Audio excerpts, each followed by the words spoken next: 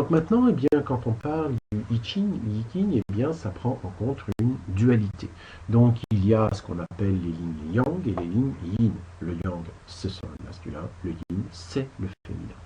Donc on a représenté, quand je dis on a, les Chinois, principalement, ont représenté le yang comme un trait, une droite, alors que le yin, eh bien, ils l'ont représenté en deux segments de droite. En fait, grosso modo, vous imaginez que c'est comme un courant alternatif. Vous avez l'onde qui monte et qui redescend. Simplement, on a représenté que la partie, on va dire, positive. Donc, ça, c'est une onde. Et là, c'est un trait. Alors maintenant, regardons plus en avant. Pour chaque force, comment ça se passe. Donc, vous allez avoir, par exemple, sur les faces du côté, vous allez avoir un aspect masculin, un aspect féminin. Identique, bien sûr, sur le côté profondeur, c'est-à-dire au niveau de l'âme, le côté magnétique, vous aurez un magnétique masculin et un magnétique féminin, et vous allez avoir, bien sûr, un côté électrique masculin et un côté électrique féminin. Alors maintenant, quand on représente tout ça sous le même cube, eh bien, on voit que nous allons trouver sur les 6 faces du cube, nous allons retrouver, bien sûr, 3 fois les 3 mêmes forces, mais avec une dualité.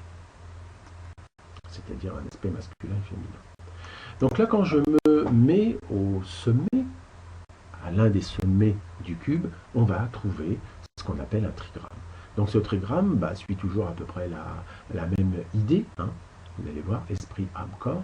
Eh bien, vous allez trouver celui-ci. Donc ici, par exemple, dans ma représentation, j'ai bien un aspect, on va dire ciel, on va voir, qui correspond donc à un yang, et j'ai un yin, yin.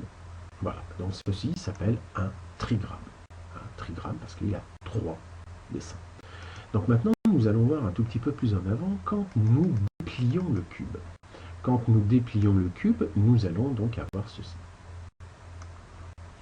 C'est-à-dire que je vais forcément trouver, ici par exemple dans la partie jaune, au niveau de l'âme, entre guillemets, bien, la partie masculine, la partie féminine. Au niveau du ciel, c'est la même chose, et au niveau de la terre, c'est la même chose. Et donc, vous pouvez comprendre que ces différents signes, parce que si je prends ce sommet-là, j'ai bien un yang, yang, yang. Si je prends par exemple, on va dire celui-ci, j'ai bien un yang, yin, yin. Ici, j'ai bien un yang, yang, yin. Bon, vous voyez, donc c'est facile. Et bien sûr, pour comprendre ce qui se passe, eh bien, nos amis les Chinois, ils ont donné des noms. Parce que, comment dire, voilà, là tu me fais un yin yang yin que tu vas associer au yang yin yin, ça fait pas, ça joue pas quoi. Donc ils ont, on va dire, associé ces différents symboles à des éléments. Donc ici, bien, vous avez l'eau qui est en rapport avec le lac. Vous avez le ciel qui est en rapport aussi avec le vent. Vous avez la montagne qui est en rapport avec la terre et vous avez le feu qui est en rapport avec le tonnerre. Vous voyez, donc ça, c'est l'aspect très, on va dire, chinois, entre guillemets, de pouvoir donner des noms et par rapport à des choses extérieures. Vous verrez, c'est pas fou du tout, mais bon, pour nous, ça fait un petit peu drôle occidentaux, mais c'est comme ça. Alors maintenant, eh bien, ce qu'il faut comprendre, c'est que ces trigrammes, qui correspondent aux 8 sommets du cube métatronique, vont être, on va dire, assemblés de cette manière-là. C'est-à-dire que nous allons avoir un trigramme inférieur et un trigramme supérieur. Le trigramme supérieur correspond au ciel, alors que là, ça correspond à la terre.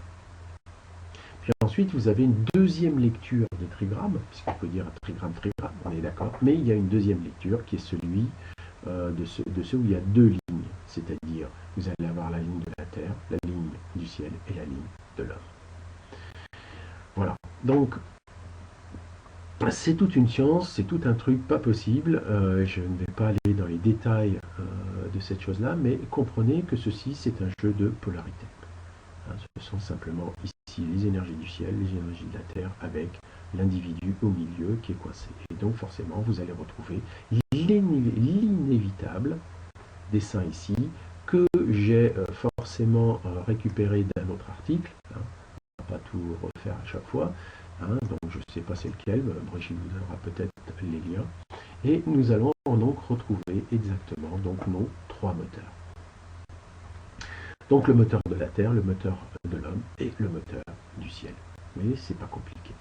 Donc le moteur du ciel, on sait que ça va être surtout l'élément air, ici l'élément eau, et ici ça sera la matière. C'est pour ça que l'eau est rattachée aussi à l'émotionnel. Hein. Elle est rattachée aussi à l'âme. C'est chaud, hein, comme on dit. Et il y a forcément une corrélation directe, hein, on va dire, entre ces trigrammes, enfin trigrammes, hexagrammes, et bien sûr les chakras et les dimensions. Donc ici, eh bien les chakras, le chakra racine, le sacral, le plexus, le cœur, la gorge, la tête, et ce qu'on appelle la couronne. Donc c'est forcément avec les dimensions associées. Donc nous allons voir qu'il existe, hein, et vous le savez très bien ici, puisque nous avons des trigrammes, eh bien vous avez ici le premier voile de l'oubli, qui est donc le voile de l'apprentissage de la densité, hein, l'apprentissage de la matière. Donc passer d'un aspect matérialiste des choses à un aspect, on va dire, vibratoire et éthérique, c'est l'exercice que nous devons faire. Donc ici, nous avons aussi un deuxième voile de l'oubli, mais ça c'est un cas très spécifique, hein, du côté de chez nous, pour cause de raisons d'involution, et c'est le voile de l'oubli de notre divinité, c'est-à-dire de ce que l'on est véritablement. Hein. Parce que nous n'aurions pas pu faire l'expérience involutive si nous n'étions pas coupés de notre soi supérieur. Coupés, bien sûr, intellectuellement, mentalement parlant, conceptuellement parlant. Hein. Mais il est toujours là physiquement, heureusement, parce que s'il n'était pas là, je crois qu'on ne pourrait pas tout simplement être là. Donc voilà, donc ici on retrouve donc les trois moteurs, et vous savez que chaque moteur, hein, c'est trois matrices espace-temps. Alors espace il est là, le temps il est là, espace ici, le temps il est là, espace-temps. Alors ensuite les gens ils vont me dire ouais mais en fonction de tes différentes vidéos, là pourquoi tu mets l'air ici, parce que là c'est la tête et la gorge, et tu nous as dit que ici, bah, là où il y a le cœur, etc., il y a les poumons. Bah oui, parce que ici c'est l'élément air, mais il commence ici. Ici c'est l'élément eau, mais il commence ici. Ouais, tout bête. Hein.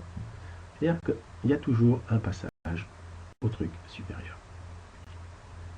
Et donc ici, quand vous serez dans la 6D, ben vous verrez que vous serez connecté au divin, au soi supérieur. Parce que ça s'appelle l'intuition, tout simplement. Donc quand vous êtes dans l'intuition, vous êtes en connexion avec votre soi supérieur. Et quand vous êtes dans votre cœur, vous êtes en connexion avec votre pouvoir créateur. Et quand vous êtes en connexion ici avec vos instincts, eh bien à ce moment-là, vous pouvez, en tant qu'animal, survivre. Vous voyez, donc il faut comprendre, mais ça je vous l'ai déjà expliqué, même dans les véhicules mercabiques, vous comprenez qu'il y a toujours, il faut toujours un ancrage, une racine, c'est-à-dire que celui-ci, cet espace-temps par exemple, ici, s'appuie sur celui-là, mais celui-ci s'appuie sur celui-là. Ici, vous savez que quand on parle de 5D, 6D, on parle principalement, on va dire, d'individus ayant dépassé le problème du petit ego. Et le petit ego, il est là. Le petit ego, il est là pour vous faire jouer, enfin, le jeu des chaises musicales, entre guillemets, c'est-à-dire que vous êtes le cul entre deux chaises. Vous êtes entre la vibration et l'aspect matériel. Vous voyez, c'est aussi simple que ça. Et donc, il faut comprendre que quand nous naissons à un endroit sur la planète, nous naissons par rapport aussi à un temps spatial.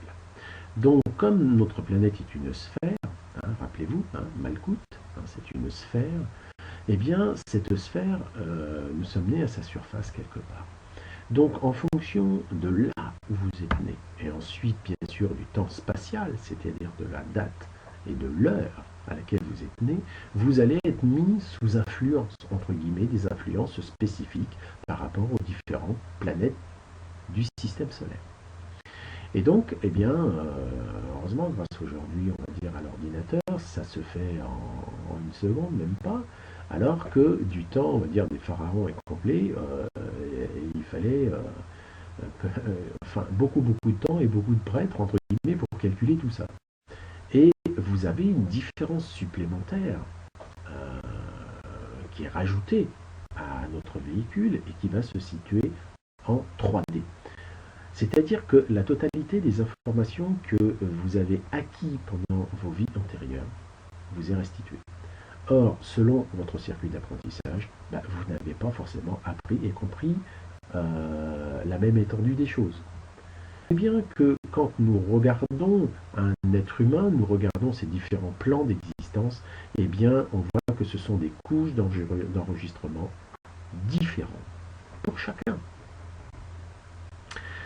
Donc, quand on dit on partage tous le même ADN, c'est vrai, la structure, nous partageons tous la même structure de l'ADN qui fait qu'on a tous deux yeux, deux oreilles, une bouche, des bras, des mains, et qui se ressemblent tous plus ou moins pareils. Hein, c'est évident qu'on pourrait dire cela de la même chose d'un singe ou d'une vache, on est d'accord. Mais quand même, il y a, quand on regarde un humain, il y a quand même des similarités importantes. Et d'ailleurs, ils sont tous compatibles. Hein, donc, quand je dis compatible, en termes de reproduction. Donc, nous avons effectivement tous l'ADN en commun, mais cet ADN, l'enregistrement qu'il y a à l'intérieur, n'est pas le même pour tout le monde. Et donc, comme vous le savez, nous avons 12 brins d'ADN. Nous avons donc 12 plans d'existence. Et donc, eh bien, l'enregistrement qu'il y a dedans, les informations contenues dedans ne sont pas les mêmes pour tout le monde, surtout dans les parties densifiées. En effet, si on va dans les dimensions supérieures, mettons, on va dire 11e et 12e brin d'ADN, eh bien, vous verrez que là, vous aurez une information qui sera beaucoup plus générale à l'ensemble des humains, des préhumains. Pourquoi? Parce que tout simplement, ce sont par exemple les couches pléiadiennes, c'est-à-dire toute la science et la technologie et les enseignements des pléiadiens. Donc là, nous sommes tous, on va dire, identiques, puisque nous avons exactement le même enseignement dans l'intégralité de tous les humains actuellement incarnés. Par contre, plus nous descendons dans les dimensions, on va dire, plus basses, de plus grande densité, et plus l'information est unique. Et c'est normal, puisque nous partons du général pour aller vers l'unicité. Donc chaque individu sur Terre est absolument unique. Donc ici, le premier cercle ici, divisé en segments, permet de positionner toutes les planètes du système solaire. Donc vous avez forcément 64 secteurs. Et donc en fonction de votre heure, date et lieu de naissance, eh bien certaines sont activées. On verra qu'il y a une partie féminine et une partie masculine. C'est-à-dire que par exemple ici, si je prends les deux planètes là, c'est bien les deux mêmes, mais il y a une polarité masculine et féminine. Et nous verrons que ces deux polarités, c'est simple. Ça sera votre partie inconsciente, et là, ça sera votre partie consciente. Donc cette partie consciente, on appelle ça généralement la personnalité, d'accord, hein, donc c'est comment vous allez vous voir. Par contre, la partie inconsciente, la partie féminine, c'est comment les autres vont vous voir. Et vous voyez que c'est pas tout à fait pareil. Hein, il y a souvent des décalages. Alors, donc ici, ce circuit ici, je vais en reparler un tout petit peu plus longuement après. Donc on voit qu'il y a 64 divisions, 64 secteurs. On voit que ces secteurs, il y a 12 signes astrologiques. On voit que ici, bien ça c'est la deuxième couronne, c'est les numéros des hexagrammes, puisque c'est bien de dire la terre, la mer, le vent, la montagne, mais à la fin tu ne sais plus comment tu t'appelles. Donc ici, bien, on met simplement des numéros des hexagrammes, mais les numéros, hein, ça va de 1 à 64, c'est quand même plus facile. Donc ici, ce que j'ai mis, c'est que elle indique quel est le numéro de l'hexagramme qui est activé et donc les qualités que l'individu aura de câbler d'office. Et il y a une relation entre la position des planètes et votre circuit énergétique. J'y reviendrai un tout petit peu plus tard concernant cela, hein, juste après quand j'aurai fini. Donc ici, par exemple, j'ai noté que la troisième couronne correspondait donc à la représentation graphique de l'hexagramme, hein, parce que des fois ça peut aider.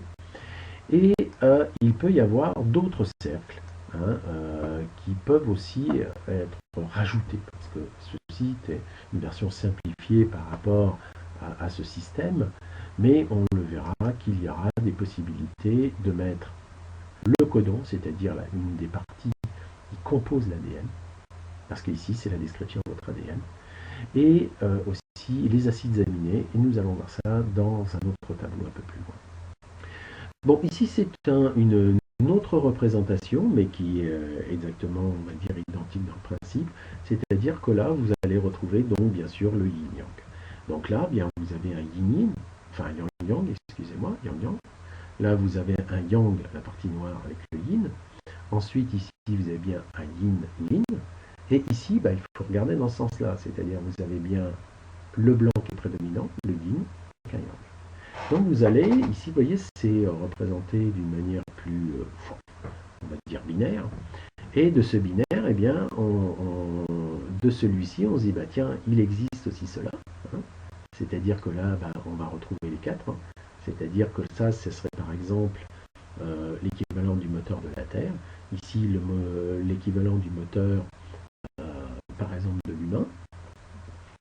Et ensuite, si vous poussez le bouchon jusqu'à l'hexagramme, vous aurez le moteur du ciel.